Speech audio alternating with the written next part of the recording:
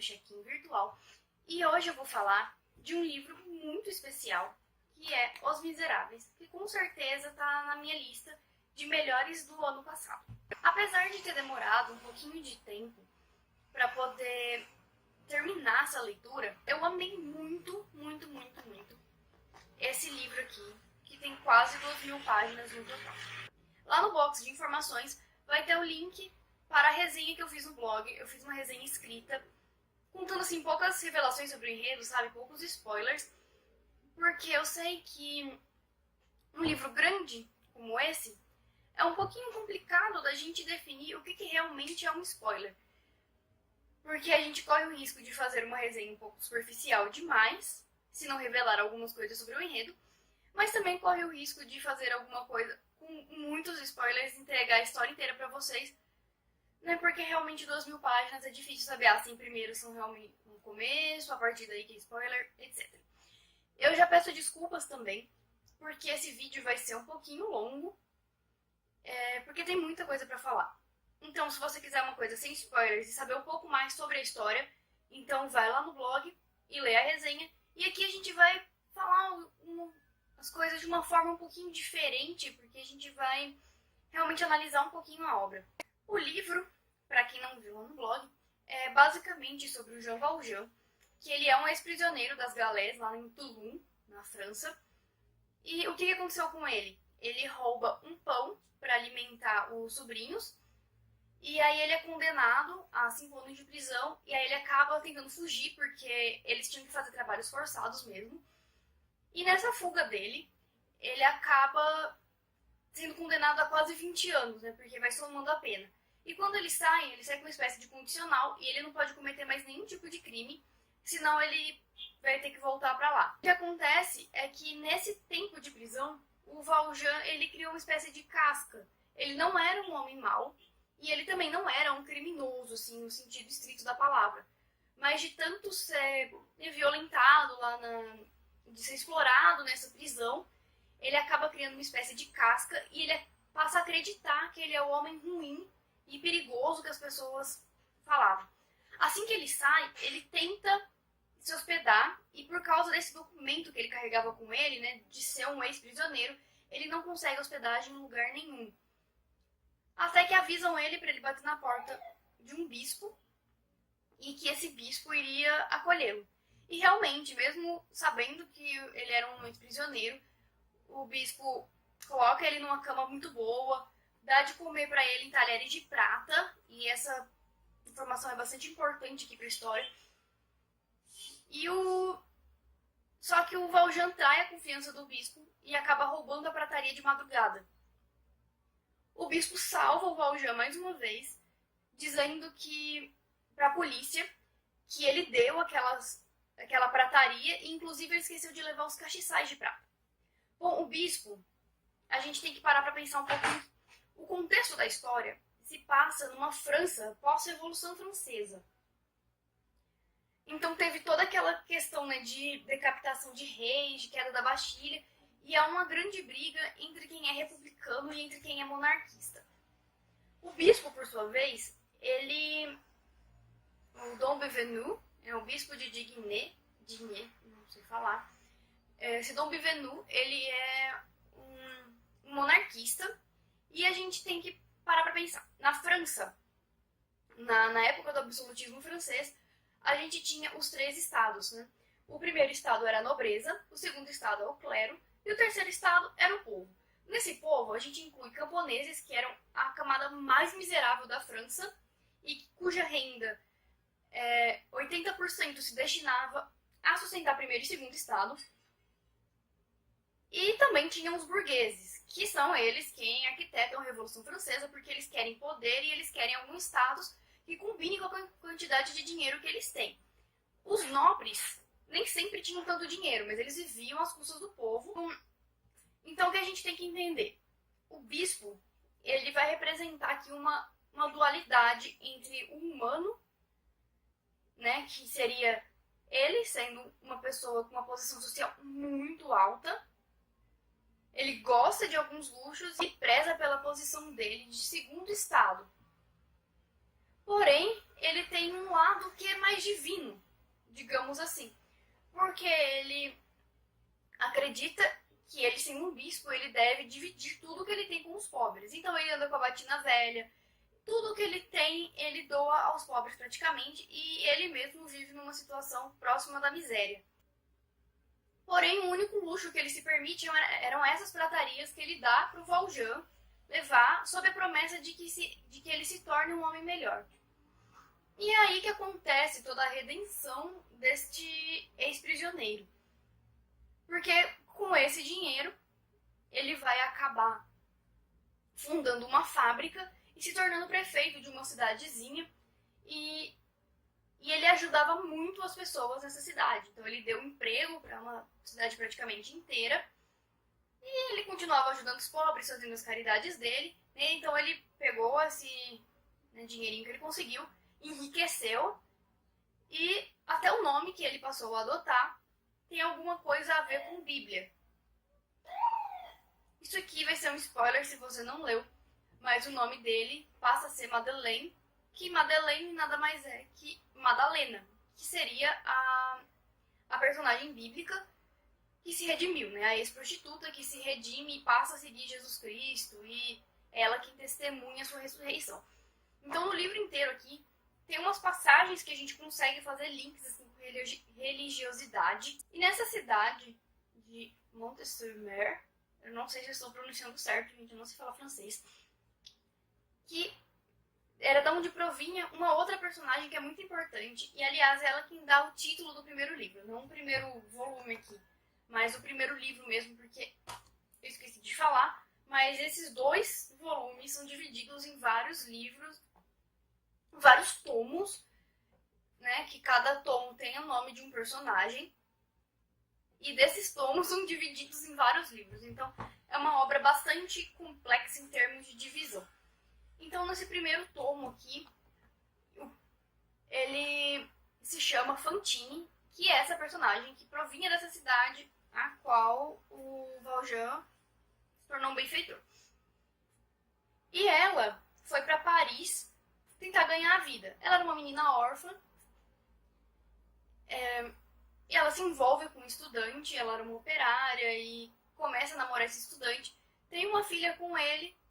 E como acontecia na época, depois que eles terminavam os estudos, eles voltavam para a cidade natal deles e simplesmente abandonavam essas mulheres com quem eles se relacionavam.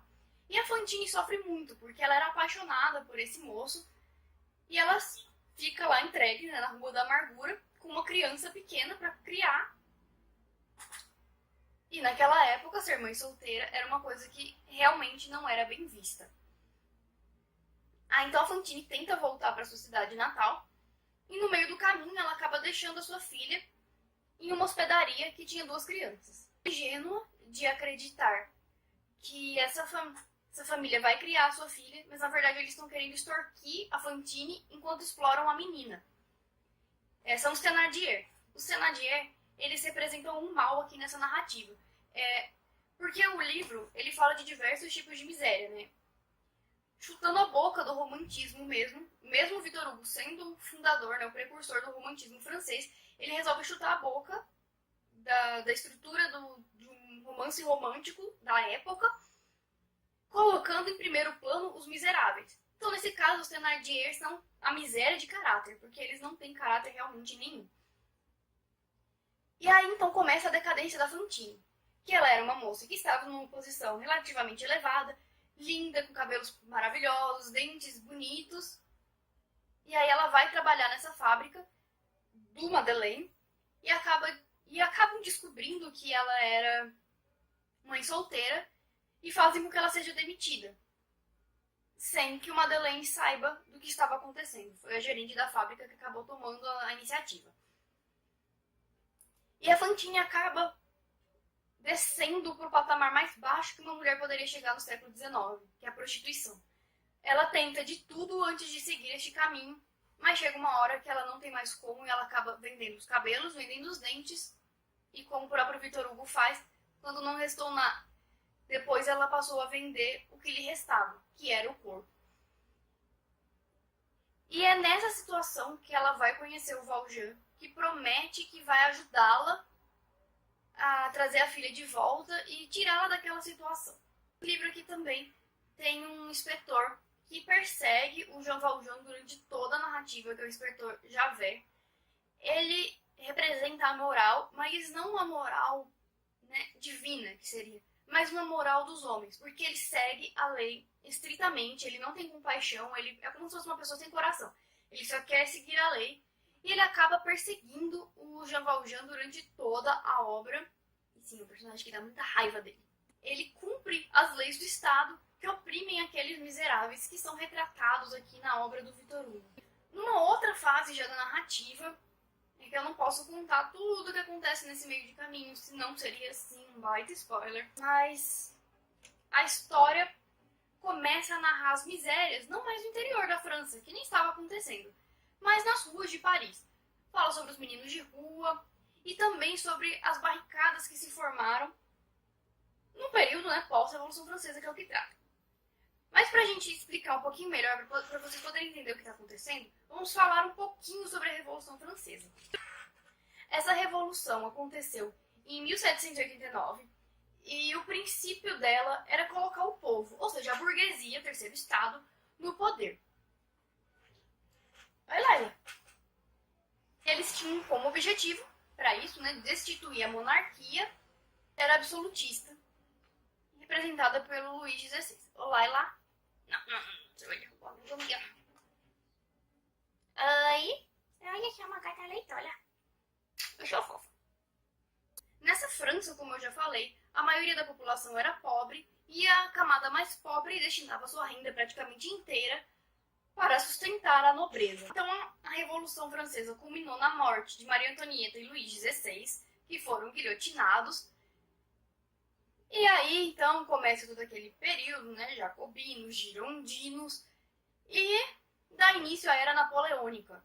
Então, Napoleão vai ao poder e ele se autoproclama imperador, praticamente traindo o movimento. E todo esse período, desde antes de tomarem a Bastilha, que foi quando se deu início à Revolução Francesa, ele foi muito conturbado politicamente, e é lógico que isso se reflete na posição política dos personagens que nós vamos ter aqui nessa obra. Claro que as pessoas escolhiam o seu lado. Então, os jovens, né, com aquela sede de mudança, inspirados pelo iluminismo, tendem a ser republicanos e quererem o povo no poder, enquanto os mais velhos, mais tradicionais, conservadores, apoiam a monarquia, que depois da Batalha de Waterloo, quando Napoleão realmente perdeu o seu poder, voltou para a França. O Luís XVIII. Como tudo era muito recente, é natural que as pessoas brigassem por isso. E este é o motivo da saída de Marius, que era um personagem rico, filho de uma família muito importante na França.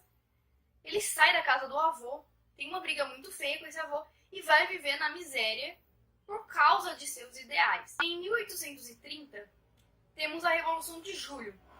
Então acontece em Paris, várias barricadas são montadas que eram para lutar contra o exército e lutar contra a monarquia. Então civis mesmo, pessoas normais, se juntavam e, enfim, começava uma luta armada de verdade. E é um dos momentos mais emocionantes dessa história, porque é a partir daí que tudo que a gente tem praticamente até aqui, assim, ó, do livro 2, vai ser resolvido depois desse momento das barricadas. As barricadas tinham como objetivo tirar o Carlos X do poder. O Carlos X foi quem restaurou o absolutismo francês. O livro aqui também, ele explica várias coisas que aconteceram na história desse período. Uma das coisas que ele narra assim, lindamente, deve ter mais de 100 páginas dessa narrativa, é a Batalha de Waterloo. Assim como ele também fala de outros filósofos, de pessoas importantes para a época, e fala sobre como era Paris. Então ele faz um panorama muito legal de tudo que acontecia ali naquela época, politicamente e socialmente. Como eu falei lá na resenha do blog, é uma narrativa muito gostosa, mesmo que eu tenha demorado aí quase um ano para finalizá-la. Sim, gente, eu acho que Os Miseráveis é o tipo de livro que deve ser degustado, como um bom vinho. Você lê ele aos pouquinhos, né, devagar, e vai se entregando à narrativa. Ele é muito grande, claro que dá pra ler assim um tempo menor se você quiser, porque é realmente uma narrativa muito gostosa. Mas eu não sei se o meu semestre foi muito pesado, quer dizer, na verdade o meu ano, né, o ano passado inteiro. E eu muitas vezes chegava em casa desanimada e não estava realmente afim de ler, porque é uma obra mais pesada, ela é densa, ela tem muitas informações, então às vezes você tá lá, a história tá acontecendo, você pegou aquele embalo de leitura, de repente ele para explicar alguma outra coisa, que lógico, vai servir como base para o restante da narrativa. Mas isso às vezes acaba ficando um pouco cansativo, principalmente para quem já pegou o ritmo de leitura, você acaba diminuindo e desanimando um pouquinho. Porém, eu me surpreendi com a obra, eu achei que seria muito mais difícil de ler. Eu me encantei, eu sempre me encanto com a escrita do Victor Hugo, desde o Corcunda de Notre Dame, porque ele realmente escreve muito bem, ele escreve de uma forma cativante. E esse aqui é um livro que, sinceramente, apesar dele se passar no século XIX, ele ainda é muito atual. Eu acho que ele é um livro atemporal. Enquanto existir miséria no mundo, esse livro aqui vai ser importante. Essa minha edição é a da Kozak Naif, que ela tem 2 volumes. Deixa eu mostrar pra vocês. O box é vermelhinho aqui por dentro. Ele tem aqui uns esboços do manuscrito do próprio livro, a capa. Eu achei a edição um pouquinho frágil, mas muito bonita, porque não vai dar pra ver aqui na câmera. Mas a letra, ela não é exatamente preta, ela é meio marrom. Ela tem uma impressão um pouco diferente, então ele não cansa muito a vista, apesar da página branca, porque o contraste é um pouquinho menor. Ao todo, o livro tem 1976 páginas, ou seja, é página pra caramba. Talvez aqueles livros que sejam em um outro formato tenham um pouco menos, mas no geral é isso, realmente vai ser um livro muito extenso e que assusta, né? Na primeira olhada você... que isso aqui é o livro. Isso aqui é a largura do livro. Mas apesar de tudo, ele é um calhamaço delicioso de ser lido. Assim como acho que tudo do Victor Hugo. Agora falta eu ler Trabalhadores do Mar para eu terminar as obras dele que eu tenho em casa. E vale muito a pena ler, mesmo que você demore um ano lendo. Que você pegue hoje e vai terminar, sei lá pra dezembro, lendo aos pouquinhos, ler umas poucas páginas por dia, alguns capítulos por dia, que eu tenho certeza que você não vai se arrepender. É um livro que eu com certeza recomendo. Vou dar aqui os 5 aviõezinhos para esse livro. Então, se vocês gostaram do vídeo, não esquece de deixar seu like aqui embaixo, de se inscrever no canal se não for inscrito e de ativar o sininho, porque senão o YouTube não vai te entregar as atualizações, tá bom? Então, um grande beijo a todos e até mais!